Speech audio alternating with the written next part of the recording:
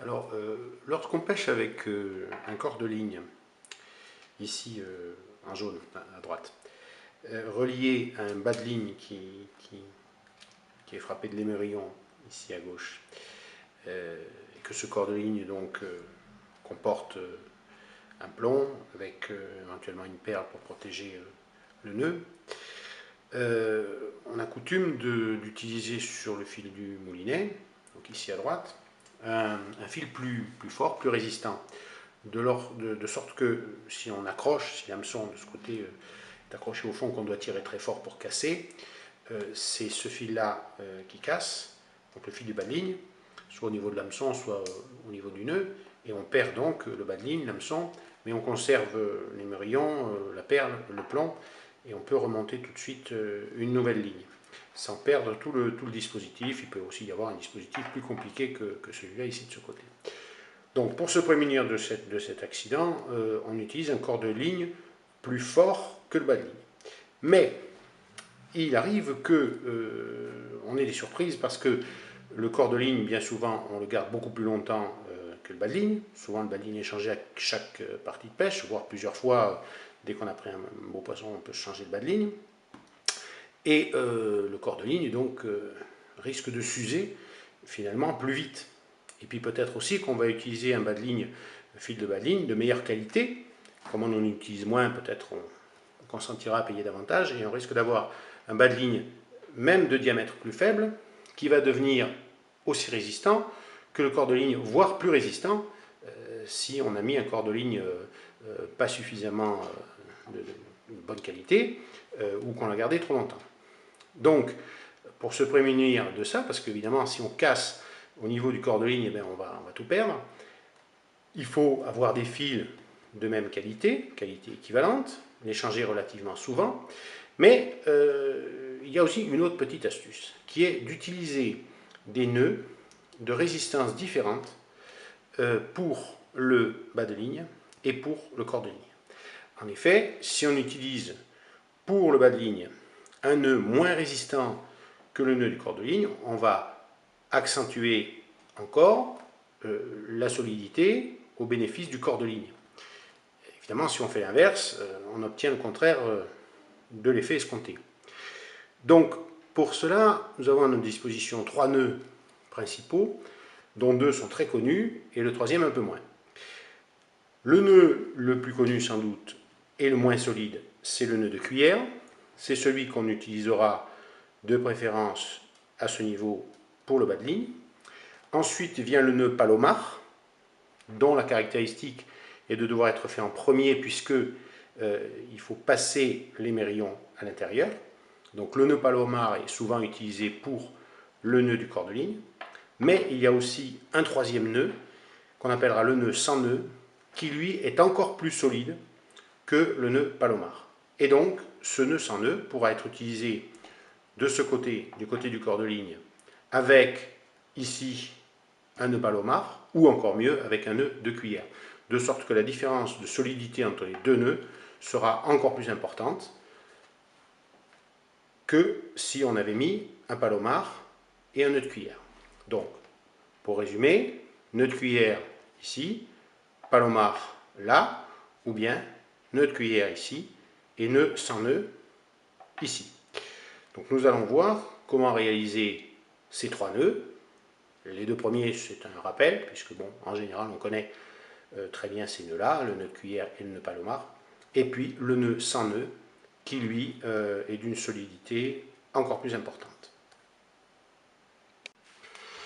Alors pour réaliser un nœud de cuillère, l'émerillon, le fil, on passe le fil à l'intérieur du l'émerillon. On revient, on fait quelques tours autour du fil principal, 3 ou 4 ou 5. Bon. On passe le fil à l'intérieur, ici, de la petite boucle qui s'est formée avant, si on y arrive, voilà. Et on passe ensuite à l'intérieur de la grande boucle.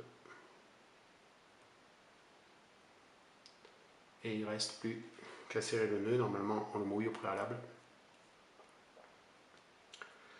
pour qu'il ne vrille pas le fil principal, que si la présentation soit la meilleure possible. Donc le nœud de cuillère, facile à réaliser, solide.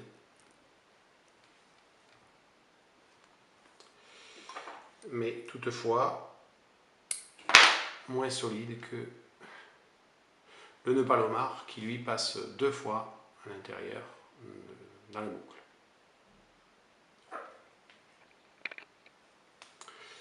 Alors pour réaliser le nœud palomar, on double le fil qui vient du moulinet, le fil principal, quoi. Une boucle, enfin le plie en deux, passe à l'intérieur de l'émerillon avec cette boucle, passe autour du fil, double fil qui arrive, la boucle ainsi formée à l'intérieur et l'émerillon lui-même à l'intérieur de la boucle. Ensuite, on mouille le nœud normalement. Alors, on ne le mouillera pas et on le serre en tirant alternativement délicatement sur les deux brins pour éviter que le fil ne se vrille, ne s'abîme. Voilà. Le nœud palomar, très facile à réaliser et très solide. Le fil passe 2 fois autour de l'anneau de l'émerillon et donc il reste à naturellement couper comme toujours l'excédent. Le palomar solide mais moins solide néanmoins que le nœud sans nœud et plus solide que le nœud de cuir. Alors pour réaliser le nœud sans nœud, il n'est pas difficile non plus. On passe une fois à l'intérieur de l'émerillon. Et puis on passe une deuxième fois, toujours dans le même sens. Ce qui crée une petite boucle qu'on ne serre pas.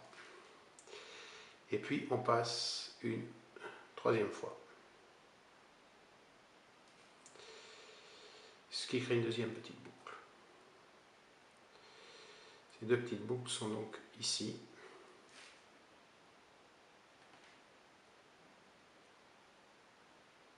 Voilà. Et voilà, ici. Deux petites boucles. Le fil principal qui vient d'ici. Avec le brin qui reste, on va emprisonner, on va passer dessous, sous le fil principal. Et on va revenir par-dessus et rentrer dans les deux petites boucles. Le nœud est ensuite serré. Il n'y a pas de nœud. Le système tient simplement parce que le fil est serré contre le métal à l'intérieur des deux boucles qui ont été formées. Plus on va tirer sur le fil principal, plus le serrage sera assuré. Ce nœud est a priori terminé. On peut couper l'excédent à ce niveau-là. Et si l'on veut améliorer encore, on va faire autour du fil principal une série de demi-clés. Donc on passe autour du fil et on vient serrer une demi-clé. Puis on recommence. Une deuxième demi-clé autour du fil principal avec le fil de l'excédent. On serre. Et ainsi de suite. On peut en faire un petit nombre, entre 5 et 10, selon la longueur de fil qu'on s'est conservé. On peut alterner, faire une demi-clé dans un sens, une demi-clé dans l'autre. Ça crée une sorte d'amortisseur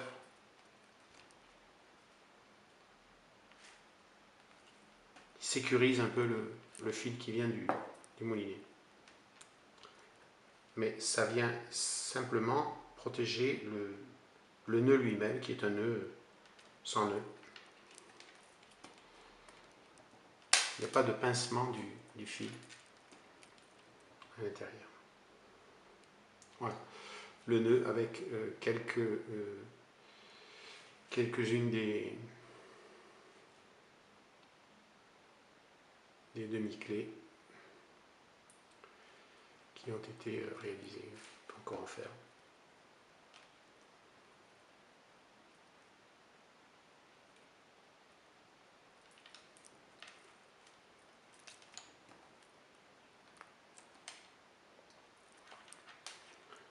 Voilà. Ensuite, naturellement, comme pour les autres nœuds, on va couper l'excédent. Ce nœud est plus solide encore que le nœud Palomar.